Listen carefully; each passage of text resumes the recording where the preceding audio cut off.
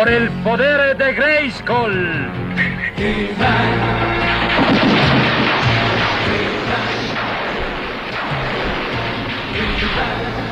Yo tengo el poder.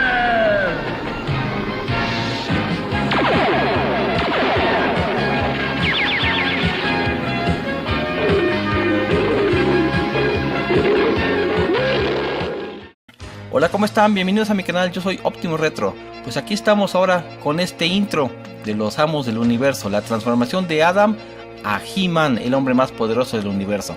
Como habrán visto en el título del video, vamos a hablar de las diferentes maneras en que se recibe el poder.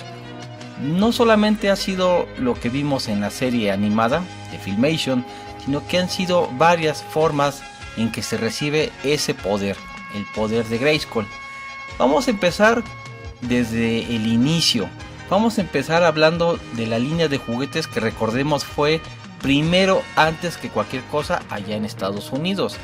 Los que vivimos en Latinoamérica conocimos a los amos del universo posteriormente, pero fue por la caricatura de Filmation. En Estados Unidos, en 1981-82, se lanzó la línea de juguetes de Mattel, que estaba encaminada a convertirse en la línea de juguetes de Conan el Bárbaro, de Arnold Schwarzenegger, pero por cuestiones educacionales y de imagen, decidieron que era muy violento Conan el Bárbaro para los estándares de Mattel, y por lo tanto cambiaron la línea para convertirse en He-Man y los amos del universo. Esa parte creo que ya todo el mundo ya la sabe, pero para los que lo ignoraban, pues ahí está el intro nada más de ese cambio que se hizo. Es muy profundo, es muy extenso, pero no vamos a hablar de eso ahorita. Entonces, al cambiar la serie, obviamente se quedaron algunos elementos, como el escudo y el hacha. Muchas de las cosas que vimos en los minicómics venían precisamente de ese mundo bárbaro, de ese mundo de Conan el Bárbaro. Empecemos desde el minicómic que acompañaba a la figura. En ese minicómic se nos mostraba a una mujer de verde, que obviamente, si hacemos la comparación justa con la figura de Teela, pues era Teela, ¿no? Obviamente en ese entonces no se sabía que era Teela, simple y llanamente era la diosa, una mujer de piel verde que tenía poderes. Bueno, pues la mujer estaba en peligro, acude He-Man, porque así se llamaba en el minicómic, era un habitante de una aldea, el más fuerte de todos, y solamente se le ve con un taparrabo y una lanza. Entonces ese fue el inicio de He-Man en los minicómics. Pues He-Man, al escuchar los gritos de auxilio de la diosa, acude en su auxilio y derrota a la bestia que la acechaba. Ella, al darse cuenta de la gran fuerza y valor de este hombre, decide darle una pechera, un hacha, un escudo y unas botas, que en conjunto le aumentaba por muchas veces su fuerza, volviéndolo He-Man el hombre más poderoso del universo. Esa es la primera vez que podemos decir que recibe el poder. Obviamente no se invoca ningún poder de ningún castillo en ese número en concreto. Obviamente no se invoca el poder de una manera conocida como la espada del poder. Simplemente le otorga ese ropaje que le aumenta por muchas veces su fuerza. Ya más adelante en el cómic ya se habla del castillo Grayskull y todas esas cosas, pero no se habla de que el poder emane de ahí. Pero bueno, esa es la primera vez que sabemos nosotros que recibe el poder. Eso viéndolo desde las figuras en Estados Unidos.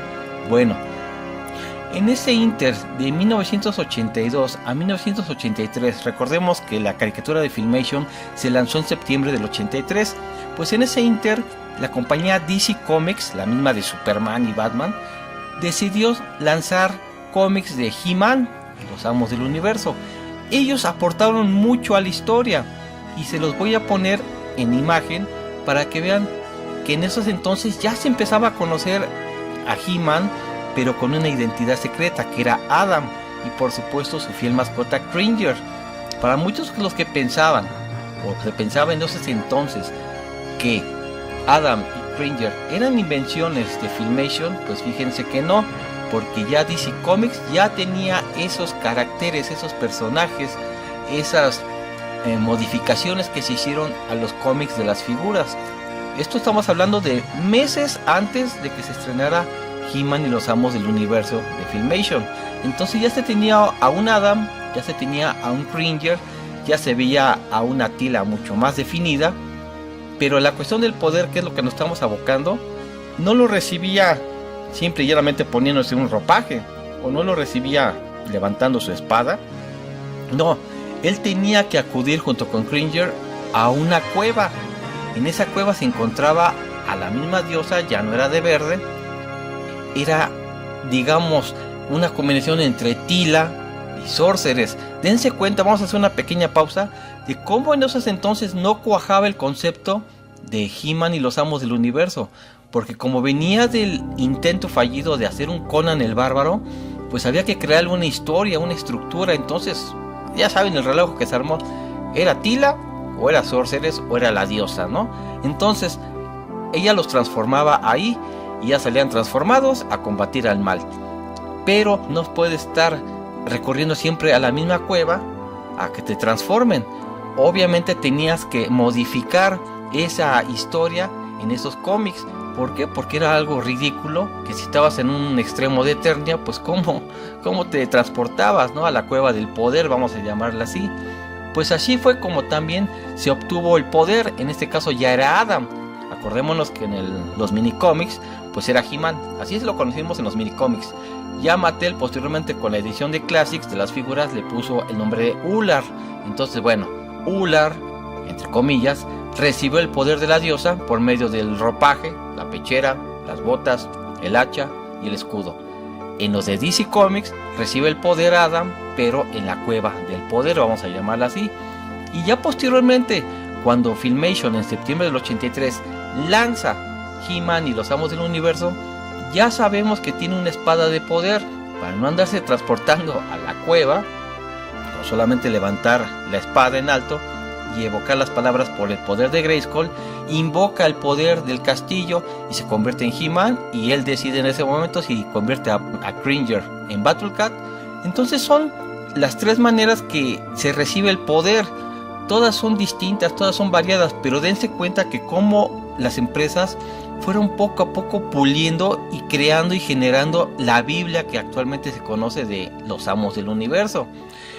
Yo de niño, vamos a hablar ahora aquí de México, cuando llegó la serie, obviamente lo primero que nosotros vimos del mundo de los Amos del Universo fue la serie televisiva, la de Filmation. Todos vivimos el poder de Grayskull.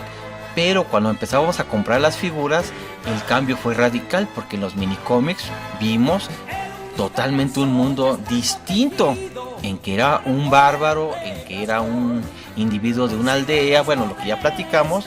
Entonces sí, aquí fue el choque tremendo entre la animación, la caricatura, la animación Filmation y los minicómics. En Estados Unidos hubo ese puente que dio DC Comics, y allá transitaron mucho mejor de las figuras a la caricatura Filmation. Aquí sí hubo como que un bache, ¿no?, muy fuerte.